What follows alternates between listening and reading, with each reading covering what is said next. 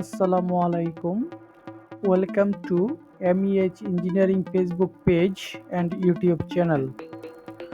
আজকে আপনাদের সাথে শেয়ার করব বাড়িতে রং করার পদ্ধতি সমূহ।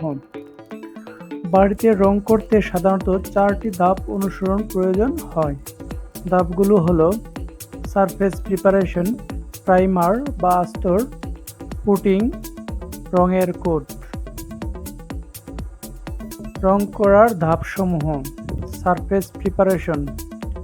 প্লাস্টার অবশ্যই ভালোভাবে শুকাতে হবে এবং খুব ভালোভাবে কিউরিং করতে হবে। প্লাস্টার করার 45 দিন পর রং করা উচিত। রং শুরু করার আগে যে কোনো ধরনের ড্যাম্প বা স্যাঁতসেঁতে, ভেজা বা নষ্ট থাকলে তা ঠিক করে নিতে হবে।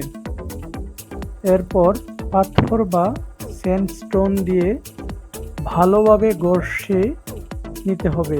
প্লাস্টার করা দেয়াল সমতল হতে হবে। সমতল না থাকলে পাথর দিয়ে ঘষে সমতল করতে হবে।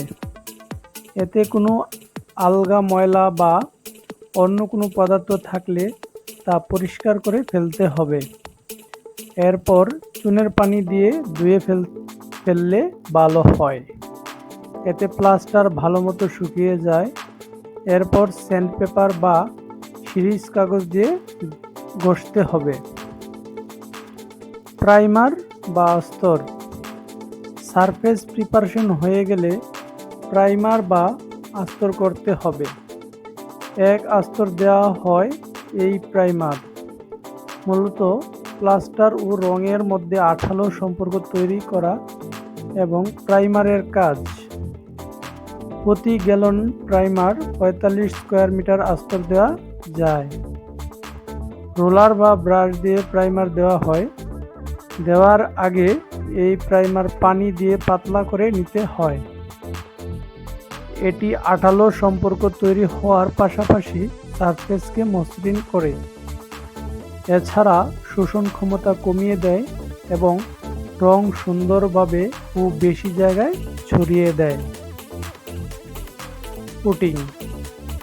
কোনো ফাটল বা সমস্যা থাকলে পুটি করতে হয়। একে ছিট পুটিও বলা হয়। কমপক্ষে 4 দিন এই পুটি শুকিয়ে নিতে হবে। বেশি পুটি যেখানে থাকবে সেখানে স্ক্র্যাপ করতে হবে। 1 গ্যালন প্লাস্টিক পেইন্টের সঙ্গে 1 লিটার এনামেল পেইন্ট এবং 25 কেজি চক পাউডার মিশিয়ে এই পুটি তৈরি করা হয়। রঙের কোট। রং 2 থেকে 3 বার কোট দেওয়া হয়। প্রথম কোটের পর 7 দিন শুকানোর সময় দিতে হবে। এরপর দ্বিতীয় কোট দিতে হয়।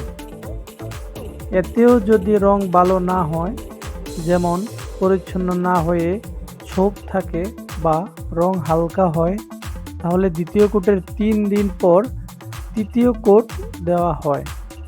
প্রথম প্রলেপের সঙ্গে সর্বোচ্চ 20 ভাগ পানি মেশানো হয়।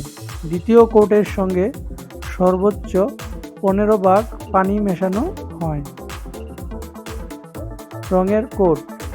ড্যাম্প, স্যাঁতসেঁতে বা ভেজা দেয়ালে পেইন্ট করা উচিত না। আর্দ্রতা 20 থেকে 50 ভাগের মধ্যে থাকতে হবে। সরাসরি সূর্যের আলো যেন রং করার সময় না আসে সেদিকে খেয়াল রাখতে হবে। Thank you for watching.